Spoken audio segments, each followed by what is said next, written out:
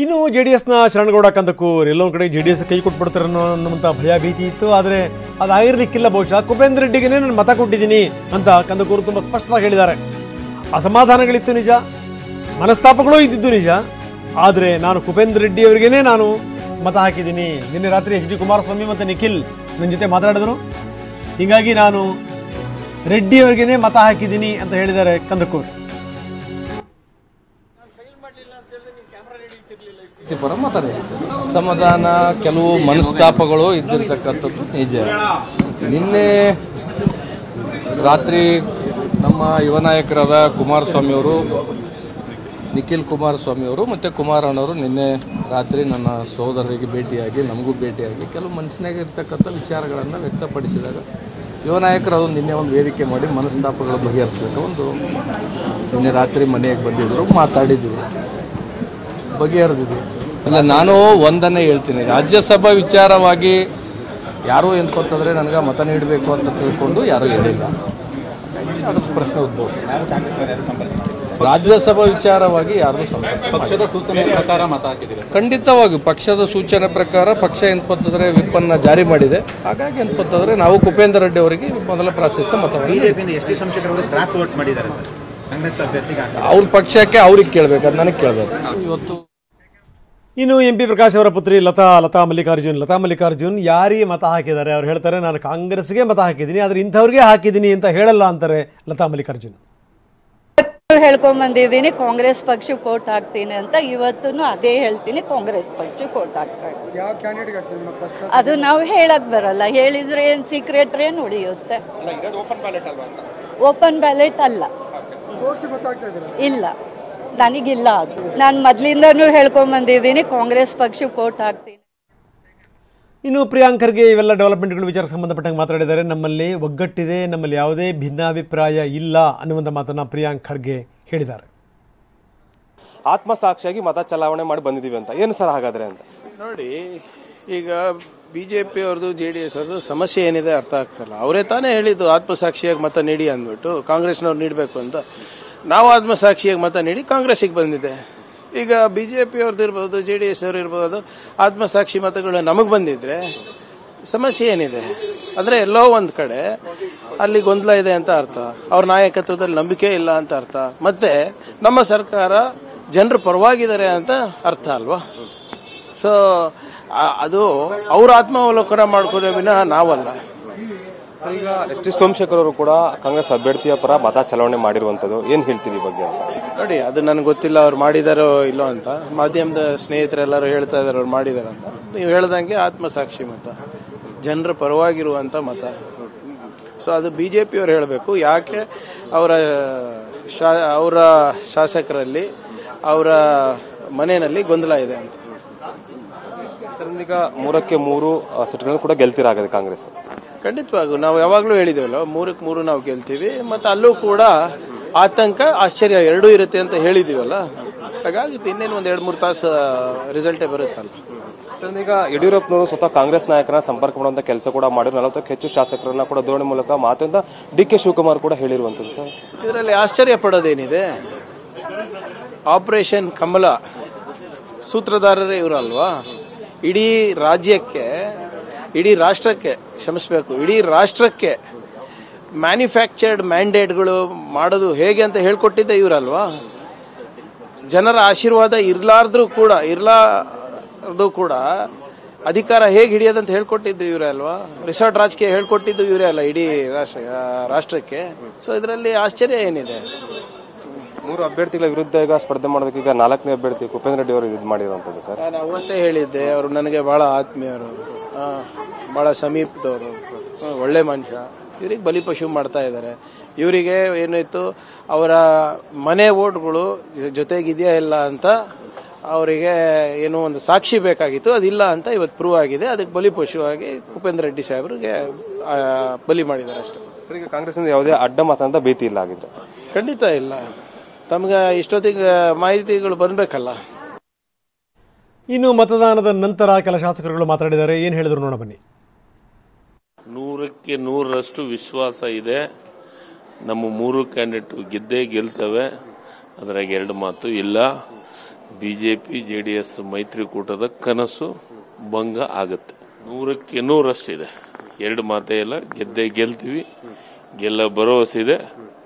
ಇದು ಮೊನ್ನೆ ಪುಟ್ಟಣ್ಣ ಒಂದು MLC ಒಳಗೆ ಮೊದಲನೇ ಸೋಲು, ಇದು 2ನೇ ಸೋಲು ಬಿಜೆಪಿ ಮೈತ್ರಿಕೂಟಕ್ಕೆ. ಆದರೆ ಇದು ಅವಶ್ಯಕತೆ ಇಲ್ಲದೆ ಇರೋ ಪ್ರಯತ್ನವನ್ನು ಅವ್ರು ಮಾಡಿದ್ದಾರೆ ಅಷ್ಟು ಹೇಳ್ಬೋದು. ಕುಪೇಂದ್ರ ರೆಡ್ಡಿ ಅವ್ರಿಗೂ ಭಾಳಷ್ಟು ಅನುಭವ ಇದೆ, ಜನತಾದಳದ ಮುಖಂಡರಿಗೂ ಅನುಭವ ಇದೆ. ಎಲ್ಲ ಟೈಮು ಒಂದೇ ಥರ ಇರಲ್ಲ. ಇವತ್ತು ಸ್ಪಷ್ಟವಾಗಿ ಕಾಂಗ್ರೆಸ್ಗೆ ಬಹುಮತ ಇರೋವಂಥ ಸಂದರ್ಭದಲ್ಲಿ ಈ ಚುನಾವಣೆ ನಡೆಸೋ ಅವಶ್ಯಕತೆ ಇರಲಿಲ್ಲ. ಕಳೆದ ಬಾರಿ ನಮ್ಮೆಲ್ರಿಗೂ ಒಂದು ಗೌರವಾನ್ವಿತ ದೇವೇಗೌಡರು ಅಪ್ಲಿಕೇಶನ್ ಹಾಕಿದ ತಕ್ಷಣ ಯಾರು ಕೇಳಲಿ ಬಿಡಲಿ ನಾವು ಯಾರೂ ಸಹ ಇನ್ನೊಂದು ಅಭ್ಯರ್ಥಿಯನ್ನು ಕಣಕ್ಕಿಳಿಸೋ ಪ್ರಯತ್ನ ಮಾಡಲಿಲ್ಲ. ಈ ಬಾರಿ ನಮಗೆ ಸ್ಪಷ್ಟ ಬಹುಮತ ಇದ್ದರಿಂದ ಮಾಡ್ಬೋದಾಯಿತು, ಮಾಡಲಿಲ್ಲ, ಅದು ಅವ್ರಿಗೆ ಬಿಟ್ಟು ವಿಚಾರ. ಅದೆಲ್ಲ ಗೊತ್ತಿರೋ ವಿಚಾರನೇ ಅವರಿಗೆ. ಇದು ಯಾತಕ್ಕೆ ಅವರು ಈ ಪ್ರಯತ್ನ ಮಾಡಿದ್ರು ಅಂತ ಅವ್ರನ್ನೇ ಕೇಳಬೇಕು ನೀವು. ಆತ್ಮಸಾಕ್ಷಿಯಿಂದ ಮಾಡಿದ್ದಾರೆ, ಸ್ವಾಗತ ಮಾಡಬೇಕಲ್ವಾ. ಇದನ್ನು ಈ ಪ್ರಕ್ರಿಯೆ ಆಗಬಾರ್ದಾಗಿತ್ತು. ಅವ್ರಿಗೆ ಗೊತ್ತು ಅವ್ರಿಗೆ ಆಗಲ್ಲ ಅಂತ, BJP ಅವರಿಗೆ ಮತ್ತು JDS ಅವರಿಗೆ. ಅದೊಂದು ದುರ್ಬುದ್ಧಿ ಅವರಿಗೆ. ಮುಂಚೆಯಿಂದನೂ ಕೂಡ ಇವ್ರು ಇದನ್ನೇ ಮಾಡ್ಕೊಂಡು ಬಂದಿರೋದು. ಎಲ್ಲರಿಗೂ ಹೇಳ್ತಾ ಇದ್ದೆ ಏನಂತ ಹೇಳಿ, ಪ್ರಜಾಪ್ರಭುತ್ವನ ಕಗ್ಗೊಲೆ ಮಾಡಿದವರು ಯಾರು ಅಂತೇಳಿ BJP ಅವರು, ಅವ್ರ ಜೊತೆಗೆ ಈ ಪಾರ್ಟ್ನರ್ಶಿಪ್ ಯಾರು ಅಂದರೆ JDS ಅವರು. ಏನು ಮಾಡೋಕ್ಕಾಗಲ್ಲ. It is not bad, but I am very happy. But ಆ ಪ್ರಜಾಪ್ರಭುತ್ವವನ್ನು ಉಳಿಸ್ತಕ್ಕಂಥ ಕೆಲಸವನ್ನು ಎಲ್ಲ ಸದಸ್ಯರು ಮಾಡಿದ್ದಾರೆ. ಅದನ್ನು ಸ್ವಾಗತ ಮಾಡಬೇಕು. ಭಾಳ ಸಂತೋಷನೂ ಕೂಡ ಇದೆ.